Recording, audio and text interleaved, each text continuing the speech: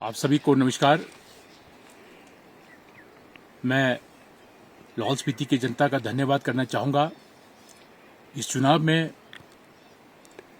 पंचायत चुनाव में, लोकतंत्र में सबसे निचले स्तर का जो हमारा पंचायती राज चुनाव होता है, इस चुनाव में आप सभी का, विकास मंच को, मेरे पार्टी को आशीर्वाद मिला। उसके लिए मैं आप सभी का धन्यवाद करना चाहूँगा।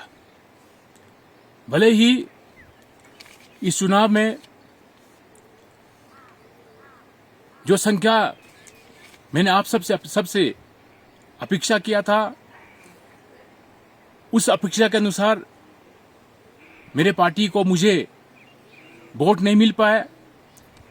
उसके बावजूद भी आप सभी का अपार आशीर्वाद मुझे रहा है, मेरे प्रत्याशियों को रहा है। और यहां पर मैं एक बात जिसका उल्लेख करना चाहूंगा, इस चुनाव में आपने सबने देखा, दो धुरियां, कांग्रेस और भारतीय जनता पार्टी दोनों इकट्ठे होकर लड़े हैं।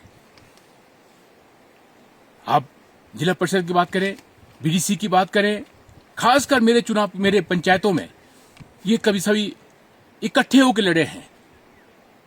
अगर मैं यहां पर वोट परसेंटेज की बात करूं, मत की बात करूं, कितने कितने वोट किस किस पार्टी को मिला है, यहां से आप सभी के सामने एक प्रतिबिंब नजर आएगा। यहां पर मैं उल्लेख करना चाहता हूं, विकास मंच, जिस पार्टी से मैं 2024 में एक निर्दलीय के रूप में लड़ा था, एक संगठन हमने बनाया, पार्टी के बनाया, उसको यहां पर लाहौल में 4481 वोट पड़े हैं। और दूसरे नंबर पर जो है कांग्रेस पार्टी, 3688 वोट पड़े हैं। भारतीय जनता पार्टी, जिस पार्टी को 3128 वोट लाहौल में पड़े हैं। यहां से आप आकलन कर सकते हैं किस पार्टी को कितना वोट पड़ा है। और इस चुनाव में मैं बिल्कुल सक्रिय रहा हूं, परंतु मैं सिर्फ तीन जगह गांव में गया हूं, मैंने कहीं भी प्रचार प्रसार नहीं किया है। और दूसरी ओर से दूसरे पार्टियों के नेता, उनके पूर्व एमएलए, अभी के एमएलए, घर घर जाके वोट मांगा उन्होंने। ठीक है, उसमें मुझे कोई इतराज नहीं, उनका अधिकार था, उन्हें मांगा है, उनका तरीका होगा, परंतु मेरा तरीका अलग था। उसके बावजूद भी लोगों ने, लाहौल की जनता ने अपार अपने आशीर्वाद हमें दिया है, अपना प्यार हमें मेरे पार्टी के जो प्रत्याशी थे उनको दिया है। उसके लिए मैं आप सबका धन्यवाद करना चाहूंगा। ये आपके सामने एक मैं छाया चित्र रखना चाहता था। भले ही रिजल्ट कुछ रहा हो, ये लोकतंत्र में जो है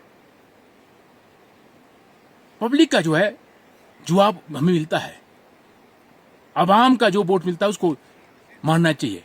मैं इसके लिए सबका स्वीकार करता हूं। कहीं ना कमी हमारे अंदर रहा होगा, कभी इसलिए हम लोग पिछड़े होंगे, परंतु इतना मैं अवश्य कहना चाहता हूं कि अभी लाहौल स्पीति की दयनीय स्थिति बन चुका है।